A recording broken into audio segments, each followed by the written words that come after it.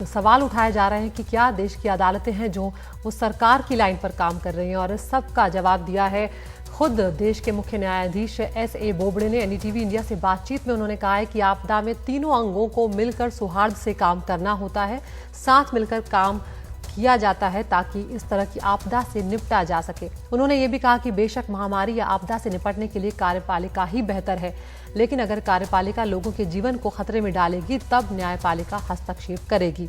Man money material का इस्तेमाल कार्यपालिका को तय करना चाहिए। उन्होंने ये भी कहा कि संकट की इस घड़ी में धैर्य बनाए रखने की जरूरत है।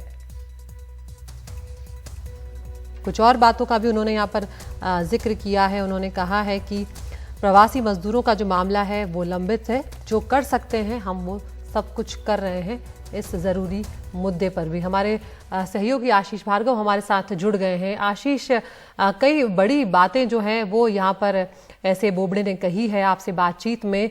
किस तरह के जो आरोप हैं वो लगाए जा रहे थे जिसके बाद मुख्य न्यायाधीश ने ये बातें कही हैं?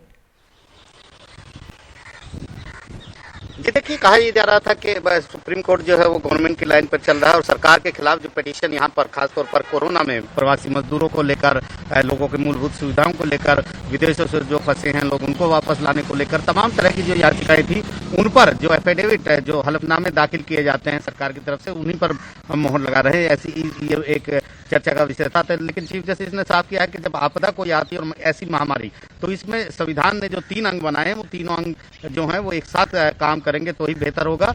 और ये कहा है कि जो मैन मटेरियल और मनी यानी पैसा हमारे जो संसाधन है और इसके साथ साथ जो मैन पावर है वो कहाँ पर लगानी है, कितनी लगानी है, कितनी इस्तेमाल करनी है, कहाँ इस्तेमाल करनी है, कब इस्तेमाल करनी है, तमाम जो है ये कार्यपालिका का क्षेत्र है। लेकिन जब लोगों को जो जीने का अधिकार है उसमें खलल होगा या जीवन खतरे में पड़ेगा देश के नागरिकों का, तो सुप्रीम कोर्ट आगे आएगा और फैसले देगा, जैसे कि प्रवासी मजदूरों में सुप्रीम कोर्ट ने फैसले दिए हैं। इसके अलावा डॉक्टरों की सुरक्षा को लेकर भी सुप्रीम कोर्ट ने डायरेक्शन दिए थे और लगातार अभी भी सुनवाई सुप्रीम कोर्ट कर रहा है।